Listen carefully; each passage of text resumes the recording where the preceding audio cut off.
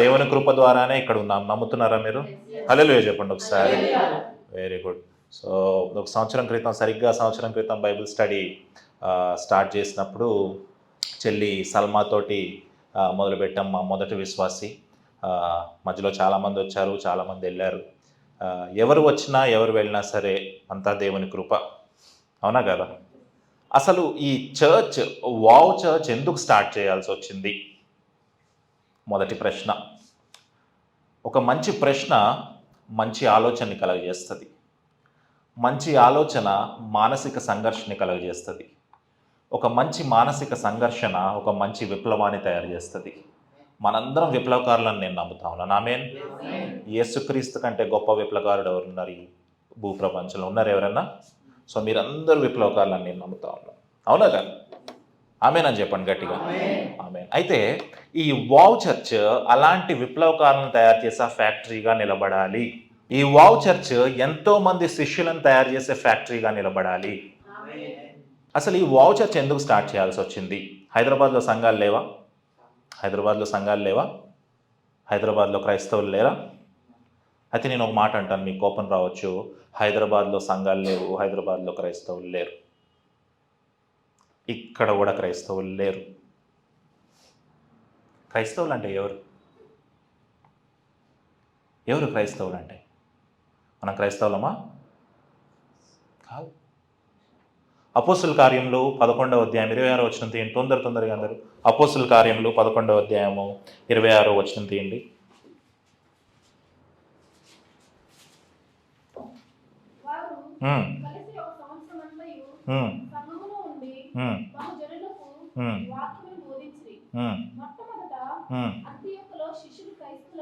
Very good. ఒకసారి నాతో పాటు చెప్పండి అందరూ. మొట్టమొదట, గట్టిగా చెప్పాలి, మొట్టమొదట అంతియోకులో శిష్యులు క్రైస్తవులు అనబడిరి.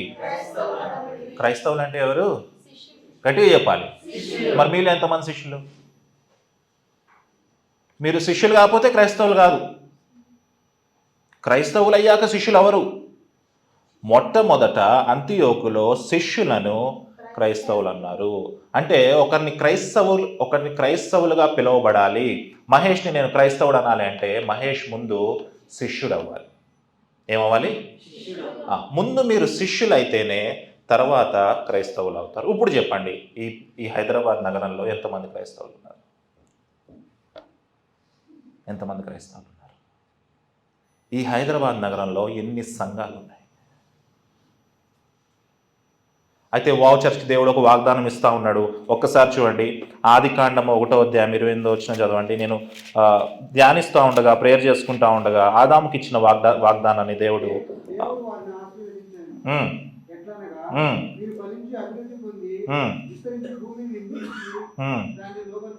చాలండి. ఒకసారి నాతో పాటు చెప్పండి. మీరు ఫలించి. ఏంటి? ఫస్ట్ వన్ ఏంటి? ఫలించాలి. రెండోది ఏంటి? అభివృద్ధి పొంది అనండి.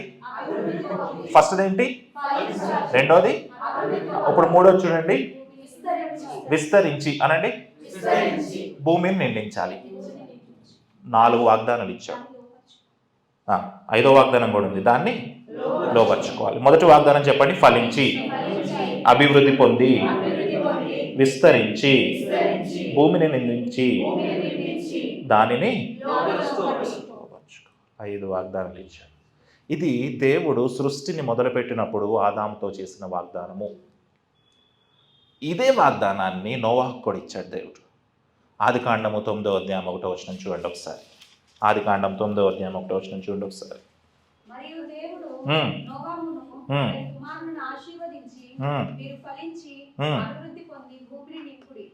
మీరు ఫలించి అభివృద్ధి పొంది భూమిని నింపుడు. ఇప్పుడు మళ్ళీ ఆదాము దగ్గరకు వచ్చిన వాగ్దానం దగ్గరకు వచ్చేద్దాం మనం. ఏమేమి ఇచ్చాడు మనకి? ఫలించాలి అనండి, గట్టిగా రండి. అభివృద్ధి పొందాలి, భూమిని నిండించాలి, విస్తరించాలి, దానిని లోపరుచుకోవాలి. ఇక్కడ అసలైన కిటుకుంది. మనం ఫలిస్తున్నాం, మనం అభివృద్ధి పొందుతున్నాం, కానీ విస్తరిస్తున్నామా? ఒక సంఘంలో ఒక ఆయన చెప్తాడు, మా సంఘానికి 10,000 మంది వస్తాడు. ఎవరికి ఉపయోగం? ఇంకో సంఘంలో ఒక ఆయన చెప్తాడు, మా సంఘంలో ఏసీ చర్చ్ ఉందంటాడు. ఎవరికి ఉపయోగం?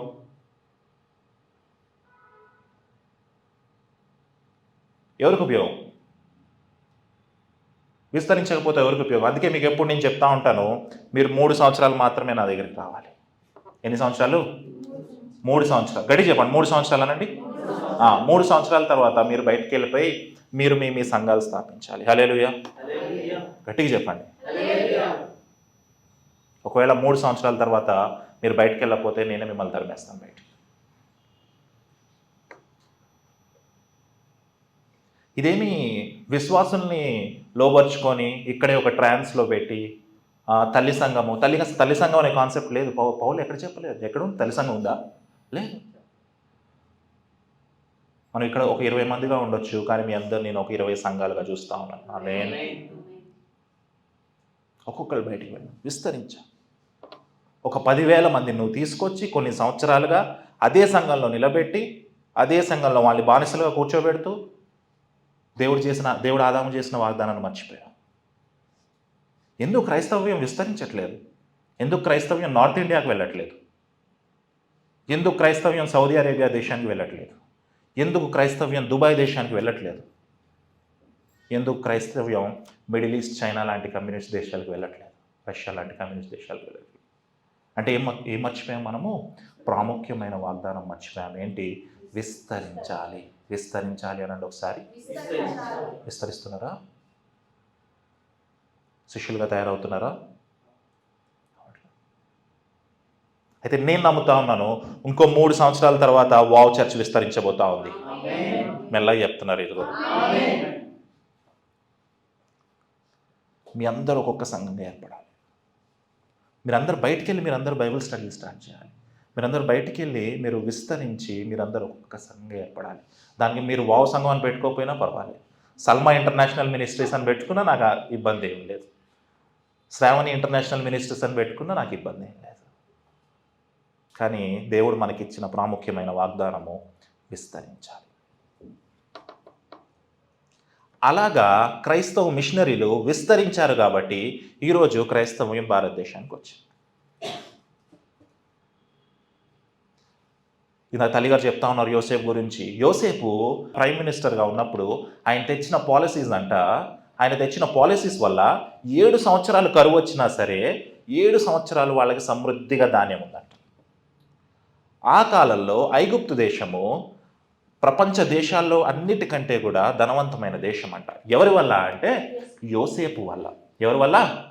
యోసేపు వల్ల. కానీ యోసేపు చనిపోయిన తర్వాత ఒక కొత్త తరం వచ్చింది. అసలు యోసేపు ఐగుప్తు దేశానికి ఏం చేశాడో అది ఎరగని తరం ఒకటి వచ్చింది. అప్పుడు వాళ్ళందరూ, అప్పుడున్న ఫరో రాజు యూదులందరినీ బానిసలుగా చూడడం స్టార్ట్ చేశాడు. వాళ్ళందరితో పనులు చేయించుకోవడం స్టార్ట్ చేశాడు. ఈరోజు క్రైస్తవ మిషనరీలు భారతదేశానికి ఏం చేశారో తెలియని తరం ఒకటి వచ్చింది. మనకు కూడా తెలియదు. అందుకే ఈరోజు రోడ్డు మీదకి వెళ్ళి ఒక ట్రాక్ పంచుతుంటే నీకు పర్మిషన్ ఉందా అని అడుగుతున్నాడు. అందుకే ఈరోజు రోడ్డు మీదకి వెళ్ళి ఒక చర్చ్ కట్టుకుందామంటే నీకు కలెక్టర్ పర్మిషన్ ఉందా అని అడుగుతాడు. ఎవడైనా అడిగాడా 10 సంవత్సరాల ముందు మనల్ని? అడిగాడా? ఇప్పుడు ఎందుకు అడుగుతున్నారు? క్రైస్తవులు భారతదేశానికి ఏం మేలు చేశారో అది మర్చిపోయిన తరం ఒకటి వచ్చింది. ఆ తరంలో నువ్వు నేను బతుకుతా ఉన్నాను. మళ్ళీ దాన్ని రివైవ్ చేయాల్సింది ఎవరు? మళ్ళీ దాన్ని రిడీమ్ చేయాల్సింది ఎవరు అంటే దాన్ని ఫస్ట్ ఛాన్స్ వావ్ చర్చ్ తీసుకోబోతా ఉంది. వెళ్ళి మిషనరీస్ కాంపౌండ్ చూడండి ఒకసారి. వెళ్ళండి ఒకసారి మిషనరీ కాంపౌండ్స్కి వెళ్ళండి. ఎక్కడన్నా ఉంటే ఒక పెద్ద స్కూల్, ఒక పెద్ద హాస్పిటల్, ఒక పెద్ద కాలేజ్, ఒక పెద్ద ఓల్డేజ్ హోమ్, ఒక చిన్న చర్చ్ ఉంటుంది. ఇప్పుడు ఒక పెద్ద చర్చ్ మాత్రమే ఉంది. 8,000 మంది వస్తున్నారు నా సంఘానికి. ఎంత గొప్ప సంఘం నాది. క్రైస్తవులు భారతదేశానికి ఏం చేశారో మర్చిపోయిన తరం ఒకటి వచ్చింది. ప్రభు చిత్తమైతే దేవుని కృప, దేవుని ప్రణాళిక వావ్ చర్చ్ సంఘ సభ్యుల జీవితంలో ఉంటే గనక రేపొద్దున ఒకవేళ డబ్బులు వస్తే గనక నేను మాత్రం చర్చ్ కట్టను. ముందే చెప్తానండి, నేను చర్చ్ కట్టను.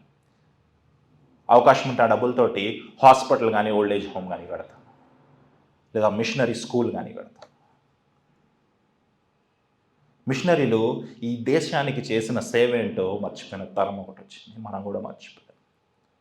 ఈరోజు చైతన్య నారాయణ స్కూల్స్కి వెళ్ళండి, పొద్దున్న సాయంత్రం దాకా ఏం చేస్తారు? అక్కడ ఏం చేస్తారు? రుద్దుతారా? గాడిదం రుద్దినట్టు రుద్దుతారా? కానీ ఒక క్రిస్టియన్ మిషనరీ స్కూల్కి వెళ్ళండి, ఆ మిషనరీ స్కూల్లో నీకు సింగింగ్ వచ్చంటే నీకు సింగింగ్ కాంపిటీషన్ పెడతాడు, నీకు డ్యాన్స్ వచ్చంటే ఒక డ్యాన్స్ కాంపిటీషన్ పెడతాడు, నీకు ఎలక్యూషన్ కాంపిటీషన్ పెట్టి నేను స్టేజ్ మీద నించోబెట్టి నీతోటి స్పీచ్లు చెప్పిస్తాడు. అక్కడి నుంచి నువ్వు తయారవుతావు రాజకీయ నాయకుడిగా, అక్కడి నుంచి నువ్వు తయారవుతావు ఒక పాస్టర్గా, అక్కడి నుంచి తయారవుతావు ఒక టీవీ యాంకర్గా, అక్కడి నుంచి తయారవుతావు ఒక సినిమా యాక్టర్గా, అక్కడి నుంచి తయారవుతావు ఒక సినిమాల్లో పాడే సింగర్గా. ఈరోజు చూడండి, రాజకీయ నాయకులు, సింగర్లు, టీవీ యాంకర్లు, సినిమా వాళ్ళు, వీళ్ళందరూ ఎక్కడి నుంచి తయారయ్యారు? ఎవరు తయారు చేశారు వీళ్ళందరినీ? క్రైస్తవ మిషనరీలు, క్రైస్తవ మిషన్ స్కూల్స్ తయారు చేశారు. మిషనరీస్ భారతదేశానికి వచ్చినప్పుడు ఇన్ని కోట్ల మంది జనాలు ఉన్నారు, మీకు క్రికెట్ ఆడడానికి టీం లేదా? మీకు స్పోర్ట్స్ ఆడడానికి అసలు టీమ్సే లేవా? మీరు ఒలింపిక్స్కి వెళ్ళరా అని చెప్పి వైఎంసీఏ అనే సంఘాన్ని స్థాపించారు.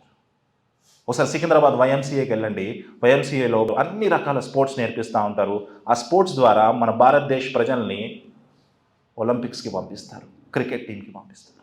ఈరోజు క్రైస్తవ మిషనరీలు ఈ దేశానికి ఏం చేశారో చెప్పండి. క్రైస్తవ మిషనరీలు, గట్టిగా చెప్పండి.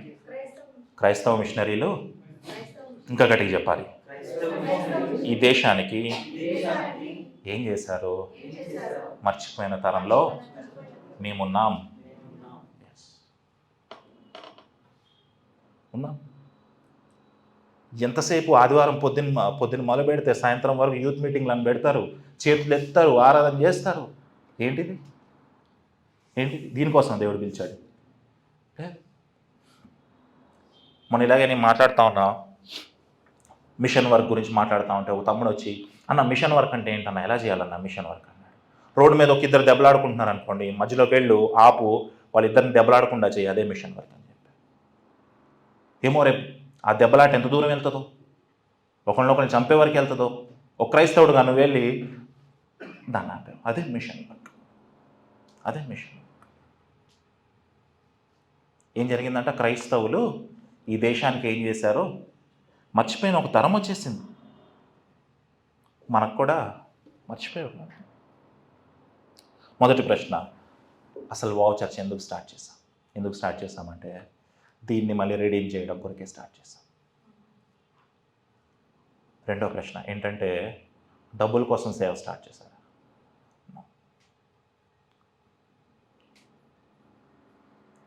డబ్బుల కోసం సేవ స్టార్ట్ చేయలేదు. డబ్బులు రావు కూడా, వస్తాయా? చెల్లి సల్మాకి బాగా తెలుసు, తమ్ముడు ప్రేమికి బాగా తెలుసు ఎంత వస్తాయంటూ. డబ్బుల కోసం అయితే స్టార్ట్ చేయలేదు. మీ దగ్గర నేను ఒకే మాట చెప్తాను మీకు, ఏంటంటే మీ కానుకలు నాకు అక్కర్లేదు, మీరు కావాలి నాకు. మీ డబ్బులు నాకు అక్కర్లేదు, మీ దశమ భాగాలు నాకు అక్కర్లేదు, మీరు కావాలి. మీ అందరినీ ఈ సమాజం ప్రక్షాళన చేసి ఒక నాయకుడిగా తయారు చేయబోతా ఉన్నాను. ఆమేన్. నేను అది చెప్పాను కదా, మిషనరీలు ఈ దేశానికి ఏం చేశారో మర్చిపోయిన ఒక తరం వచ్చింది. దాన్ని గుర్తు చేసే నాయకులుగా మిమ్మల్ని తయారు చేయబోతా ఉన్నాను. తయారవుదాం, శిష్యులుగా తయారవుదాం. డబ్బులు కావాలంటే ఎన్నో పనులు చేసుకోవచ్చు, చేసుకోలేమో చేసుకోవచ్చు. డబ్బుల కోసం వచ్చాము ఆ సేవలోకి. డబ్బులు ఇచ్చినా ఇవ్వకపోయినా మీ మీద అదే ప్రేమ ఉంటుంది. డబ్బులు వచ్చినా రాకపోయినా ఈ సేవ నడుస్తుంది. డబ్బులు వచ్చినా రాకపోయినా అంతే బలంగా నిలబడతాం. ఇది రెండో ప్రశ్న. మొదటి ప్రశ్న ఏంటి? వావ్ చర్చ్ ఎందుకు స్టార్ట్ చేశాం హైదరాబాద్లో. రెండో ప్రశ్న ఏంటి? డబ్బుల కోసం సేవలోకి వచ్చాం. మూడో ప్రశ్నకు వస్తున్నాం, ఎందుకు శిష్యులను తయారు చేయాలి? మూడో ప్రశ్నలోకి వస్తుంది, ఎందుకు శిష్యులను తయారు చేయాలి? ఎందుకు తయారు చేయాలి శిష్యులని? నాకేం చెప్పాను? మిషనరీలు భారతదేశానికి చేసిన సేవని మర్చిపోయిన తరం ఒకటి వచ్చింది. దాన్ని రిడీమ్ చేయబోతా ఉన్నాం, దాన్ని రీకాల్ చేయబోతా ఉన్నాం, గుర్తు చేయబోతా ఉన్నాం భారతదేశ ప్రజలకి. గుర్తు చేయబోతా ఉన్నాం ప్రపంచానికి, గుర్తు చేయబోతా ఉన్నాం తెలుగు రాష్ట్రాలకి, గుర్తు చేయబోతా ఉన్నాం 10,000 20,000 సంఘాలు ఉన్న పాస్టర్లకి, గుర్తు చేయబోతా ఉన్నాం క్రైస్తవ సమాజానికి. మన పనిది కాదు. పరలోకి వెళ్ళిన తర్వాత 24 గంటలు ప్రతిరోజు ఆరాధనే మనకి. కేరుపులు సేరుపులు అందరితో కలిసి స్తుతిస్తూ ఉంటాం, గొప్ప ఆరాధన చేస్తూ ఉంటాం. కానీ ఇక్కడ పని చేద్దాం, ఇక్కడ విస్తరిద్దాం. ఏమవుతాం? విస్తరించాలి. ఒకవేళ విస్తరించలేరు అంటే అది నిర్జీవమైన సంఘంతో పోలుస్తాడు దేవుడు. ఒకరోజు సింహాసనం మీద ఆయన కూర్చొని నన్ను పిలుస్తాడు లైన్లో, రే అన్వేష్ ఎంతమంది శిష్యుని తయారు చేస్తామని అడుగుతాడు. అప్పుడు నేను మిమ్మల్ని చూపిస్తా. ఆయన చూపించగలడా? అక్కడ ఒక ఆయన ఉన్నాడు కదా మియాపూర్లో, చూపిస్తాడా? చూపించగలడా? నేను చూపిస్తా, తల ఎత్తుకొని చూపిస్తా. క్రైస్తవ మిషనరీలు ఈ దేశానికి చేసిన మేలేంటో మర్చిపోయిన తరం ఒకటి వచ్చింది. కొంతమంది వస్తారు సేవలోకి. ఒకసారి మీకు ఒక వృత్తాంత క్రమాన్ని నేను చూపిస్తాను మీకు. లూకాసు వార్త 9వ అధ్యాయము ఒకసారి చూడండి, 57వ వచనం చూడండి ఒకసారి. లూకాసు వార్త 9వ అధ్యాయము 57వ వచనం చూడండి. ఇక్కడ ఏం జరుగుతూ ఉందంటే, యేసుక్రీస్తు వారు గలిలయ ప్రాంతం నుంచి యెరూషలేముకు బయలుదేరుతున్నప్పుడు ఆ మధ్యలో జరుగుతున్న సీన్ ఇది. ఒకసారి చదవండి, 57వ వచనం చదవండి.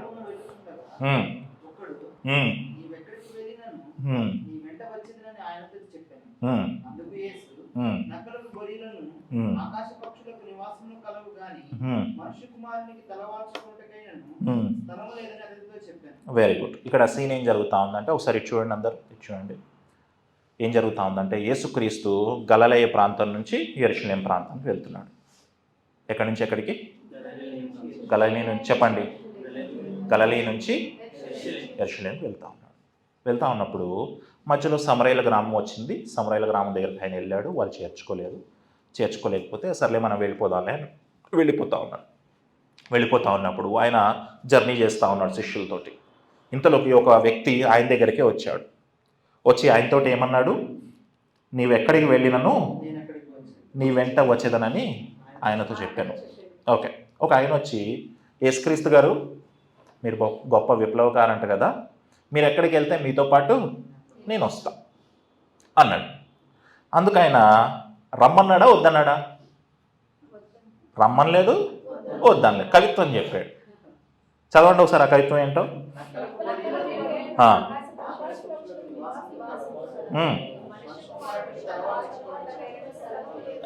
ఇప్పుడు నేను ఇలా వెళ్తున్నప్పుడు ప్రేమ వచ్చి, అన్న మీరు ఎక్కడికి వెళ్తున్నారు, మీ వెనకాల నేను కూడా వస్తాను అన్నాడు అనుకో, బండి ఎక్కుతాను అన్నాడు అనుకో, నేను నక్కలకి ఆకాశ పక్షులకి మనిషి కుమారుడికి అని కవిత్వం చెప్పాను. ఎలా ఉంటుంది? కోపం వస్తుంది. కానీ నాకు ప్రేమ ఎందుకు వస్తా అంటున్నాడో నాకు తెలుసు. ప్రేమ ఎందుకు వస్తా అంటున్నాడో నాకు తెలుసు. అందుకే నేను వద్దని చెప్పకుండా ఒక చిన్న కవిత్వం ద్వారా చెప్తా. యేసుక్రీస్తు వారు కూడా వెళ్తా ఉన్నప్పుడు ఆయన వచ్చి నేను వెంబడిస్తాను అన్నాడు.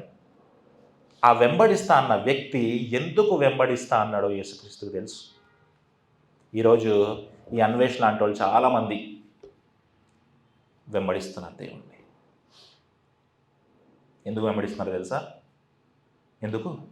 డబ్బు సంచుల కోసం ఒకడు, పేరు ప్రఖ్యాతుల కోసం ఒకడు. దేనికోసం అంట? పేరు ప్రఖ్యాతుల కోసం. మన ఎడవడన చెప్పాడు కదా, పాస్టర్ల వాళ్ళ బైబిల్ కూడా వాళ్ళు మోసుకోరంట.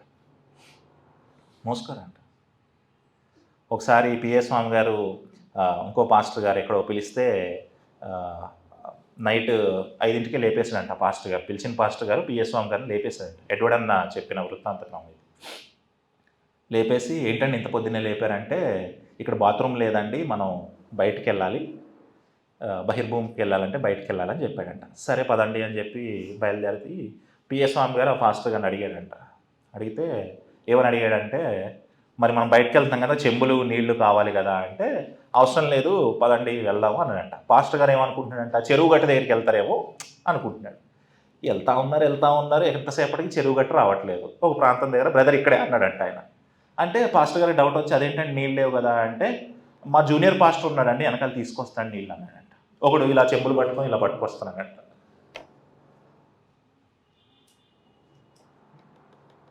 నవ్వుగా ఉండొచ్చేమో మనకి, నవ్వుగా ఉండొచ్చు. ఎందుకు వెంబడిస్తూ ఉన్నాడు? ఎందుకు వెంబడిస్తూ ఉన్నాడు?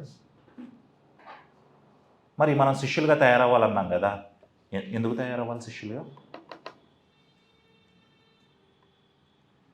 ఇందాక చెప్పాను కదా, మిషనరీలు ఈ దేశానికి చేసిన సేవ ఏంటో మర్చిపోయిన ఒక తరం వచ్చింది. నువ్వు పాస్ట్ వెనకాల సంచులు పట్టుకొని తిరిగితే దాన్ని రెడీమ్ చేయలేవు. నువ్వు పాస్ట్ వెనకాల చెంబు నీళ్ళు పట్టుకొని వెళ్తే దాన్ని రెడీమ్ చేయలేవు. నువ్వు పాస్ట్ వెనకాల బ్లాక్ డ్రెస్ వేసుకొని బంటరౌతులాగా పరిగెడతా ఉంటే దాన్ని రెడీమ్ చేయలేవు. పాస్టర్ గారితో వెళ్తే పాస్టర్ గారు పెట్టిన భోజనం మాకు కూడా పెడతారని చెప్పి ఆయన వెనకాల వెళ్ళిన సమాజాన్ని రెడీమ్ చేయలేవు. ఇందులో మార్పు రావాలి. ఈ మార్పు కోసమే వావ్ చర్చ్ ప్రయత్నం చేస్తూ ఉంది. ఈ మార్పు కోసమే నిలబడ్డాము. ఇందులో ఎన్నో కష్టాలు ఉన్నాయి, ఎంత ఈజీ ఏం కాదు. కష్టాలు ఉన్నాయి, కన్నీళ్ళు ఉన్నాయి, బాధలు ఉన్నాయి, వ్యధలు ఉన్నాయి, రొదలు ఉన్నాయి, సొదలు ఉన్నాయి. కానీ అన్నిట్లో క్రీస్తున్నాడు. ఆమేన్. గట్టిగా చెప్పండి, ఇంకా గట్టిగా చెప్పండి. వీటన్నిటిలో కూడా క్రీస్తు మనకు తోడుగా ఉన్నాడు. మీరైతే ఇప్పుడున్న వావ్ చర్చ్ని మాత్రమే చూస్తున్నారు. నేనైతే 3-4 సంవత్సరాల తర్వాత వావ్ చర్చ్ ఏమైపోతుందో అది చూస్తూ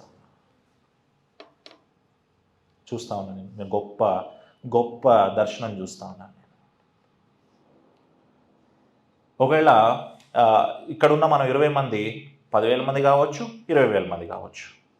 ఇక్కడ ఉన్న 20 మంది ఇద్దరు అయిపోయినా సరే, ఇక్కడున్న 20 మంది 20,000 అయినా సరే, ఇక్కడున్న 20 మంది ఇద్దరు అయిపోయినా సరే, ఆ ఇద్దరిని ప్రపంచాన్ని మార్చే నాయకులుగా తయారు చేయబోతా ఉన్నాం. అది వావ్ చర్చ్ ద్వారా తయారు చేయబోతాం. మిషనరీలు ఈ దేశానికి చేసిన సేవని మర్చిపోయిన తరం ఒకటి వచ్చింది. ఆ తరాన్ని మనం రీడీమ్ చేయబోతా ఉన్నాం. అలా రీడీమ్ చేయాలి అంటే మీరు నాకు కావాలి. మీకు అనుకూలొద్దు నాకు. మీరు ఇచ్చినా చెప్పండి, ఇచ్చినా గట్టిగా చెప్పండి, ఇచ్చినా ఇవ్వకపోయినా నిలబడతాం. వచ్చినా రాకపోయినా 20 మంది ఇద్దరు అయిపోయినా, 20 మంది 20,000 మంది అయిపోయినా కూడా నిలబడతాం. ఒక నికార్సైన నాయకుడిని, ఒక్క నాయకుడినన్నా చూడాలని ఉంది. యేసుక్రీస్తు 12 మంది శిష్యులతోటి ప్రపంచాన్ని తలకిందులు చేశాడు. 20 మంది ఉన్నాం ఇక్కడ మనం. మహేష్ మియాపూర్ని తలకిందులు చేస్తాడు. ఉషా బాలనగర్ని తలకిందులు చేస్తాడు. ప్రేమ్ వాళ్ళు ఉన్న ప్రకాశం జిల్లా తలకిందులు చేస్తాడు. చెల్లి ఒక ప్లేస్, తమ్ముడు ఒక ప్లేస్. అందరం ఒక్కొక్క ప్రాంతాన్ని తీసుకెళ్ళి తలకిందులు చేసి పడేది. మిషనరీలు భారతదేశానికి చేసిన సేవ ఏంటో మళ్ళీ గుర్తు చేద్దాం. దాని కొరకు మనం శిష్యులుగా తయారవ్వాలి. నువ్వు ఎప్పుడైతే శిష్యుడిగా తయారవుతావో అప్పుడే నువ్వు క్రైస్తవుడు అవుతావు. నువ్వు క్రైస్తవుడు అయితే శిష్యుడిగా కాలేవు. నువ్వు ఎప్పుడైతే శిష్యుడిగా తయారవుతావో అప్పుడే క్రైస్తవుడిగా తయారవుతావు. ఇప్పుడు చెప్పండి, మీలో క్రైస్తవులు ఎంతమంది మీలో క్రైస్తవులు? అలాంటి క్రైస్తవులుగా తయారు చేసే ఫ్యాక్టరీగా వావ్ చర్చ్ నిలబడాలని మనస్ఫూర్తిగా కోరుకుంటా ఉన్నాను. మీ అందరి ప్రార్థనలు, మీరందరి టైం నాకు కావాలి, మీ అందరి ఎనర్జీ నాకు కావాలి. యేసుక్రీస్తు సేవ మొదలుపెట్టినప్పుడు 30 సంవత్సరాలు ఆయనకి. ఎంత దాదాపు మీరు కూడా అటు ఇటుగానే ఉండుంటారు కదా. మీరందరూ ఈ యవన ప్రయాణంలో ఇందాక అమ్మగారు చెప్తా ఉన్నారు, ఈ వయసులో మేము పరిగెత్తలేమన్నారు. కానీ మనం పరిగెత్తగలం. మనం రోడ్డు మీదకి వెళ్ళినప్పుడు బీజేపీ వాడు కొడతాకు వచ్చాడు అనుకో, మనం పరిగెత్తవచ్చు. అవునా కదా? పరిగెడడం ఏముంది? ఎంతోమంది బీజేపీ వాళ్ళు తిరిగారు ఇలాగే. ఏసన్న గారు అయితే బైబిల్ కూడా కాల్చాడు. కానీ ఎన్ని వేల సంఘాలు కట్టాడు? 1000కి పైగా సంఘాలు కట్టాడు. ఎంతోమంది బీజేపీ ఆర్ఎస్ఎస్ గుండాలు తిరుగుతూ ఉండొచ్చు. కానీ ప్రతి గుండాన్ని కూడా పాస్టర్గా చేసేద్దామా? ఆమేన్. గట్టిగా చెప్పండి. చేసేయబోతా ఉన్నాం వావ్ చర్చ్ ద్వారా. రాజమండ్రిలో ఒక పాస్టర్ గారు ఉంటారు, జైల్లో మినిస్ట్రీ చేస్తూ ఉంటారు ఆయన ఇప్పటివరకు 15 మంది రౌడీలని పాస్టర్లుగా తయారు చేశాడు. శిక్షపడిన రౌడీ షీటర్ని, మర్డర్ కేసులు, రేప్ కేసుల్లో ఉన్న వాళ్ళని మార్చి వాళ్ళని పాస్టర్లుగా తయారు చేశారు. మనం ఒక్కరిని తయారు చేయలేము,